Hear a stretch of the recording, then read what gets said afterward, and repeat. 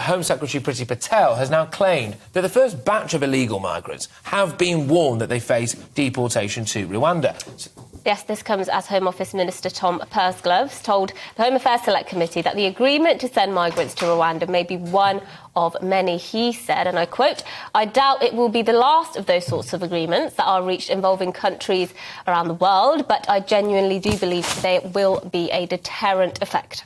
OK, well, I mean, that's exactly what they're supposed to do, isn't it? But we will be going to some of your views in a little bit, so make sure that you get in touch with us. In fact, we can go to a couple right now, because Heather actually wrote in and said, as the Rwanda scheme only applies to migrants who arrived this year, what is going to happen to the thousands of migrants who arrived last year and are currently in taxpayer-funded hotels? Where will they go? Where will they live? I can shed a little bit of light on that for you, because actually the Home Office has been in touch with local councils and basically said they're going to stop bidding for private rental stock in their areas. So sometimes they could be next door to you, I suppose. Yes, well, just how much of a deterrent will the government's plan prove to be? They have said, of course, they intend them to be a deterrent, and that's sort of the main purpose of these plans. But joining us in the studio to discuss all of this is Alp Mehmet, who's a former immigration officer, Britain's first migrant ambassador and chairman of the organisation Migration Watch UK. Thank you for joining us this morning. Look, we've spoken to you about this before, and you said you don't think this is necessarily the best way plan forward. It's a plan. Do you think it will end up working? Because, look, the initial indications are that it's all a bit of a mess. Well, I don't disagree with that last point. It's a bit confusing at the moment. I readily agree. However, as I've said to both of you before, Rwanda was never going to be, on its own, the answer. It's part of the solution. And I think, in the end, if it actually is put into practice, along with some of other measures that the government is considering, then I think it will have the effect of deterring people from paying pots of money, frankly, to jump into boats to come over. Well, that's interesting that you mentioned money, because, look, hey, it's no secret that I think something desperately needs to be done about what's going on in the Channel and probably our wider immigration system as a whole, actually. But in terms of the cost of this, a lot was made initially, we're spending around a huge amount of money. If we start doing this with deals with a load of other countries as well, is it cost-effective? Because it's actually costing us a lot now to keep them here. But would this kind of thing be cost-effective, in your view, do you think? Well, it will be cost-effective if it stops the boats, if it stops people jumping in the backs of lorries, if it stops people who don't just come in across the Channel in lorries and boats, but those who come here perfectly legally and then just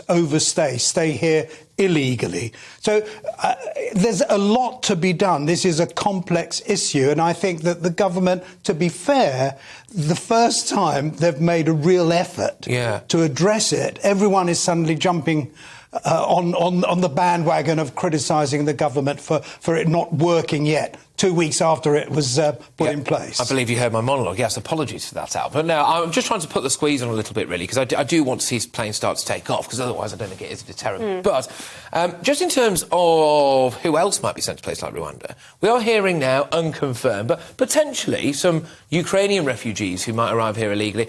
I suppose the point is that they shouldn't come here illegally? Well, that was a lot made of something that one of the officials said, who didn't rule it out in the usual officials' way and the legal way. Well, you can't be absolutely 99% certain.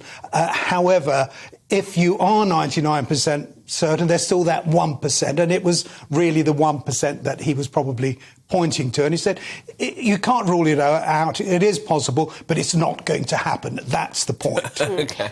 And I want to ask you about the sort of identity aspects in this, and bear with me, I'll explain, because we did hear headlines this week, or last week it was actually, that if LGBT people are sent there, for example, they might still be sent there even if they're discriminated against, because Rwanda's not prolific for its treatment of LGBT people. There's also the issue of, look, if a child comes over, they won't be deported. That's the government policy. Women and children will not.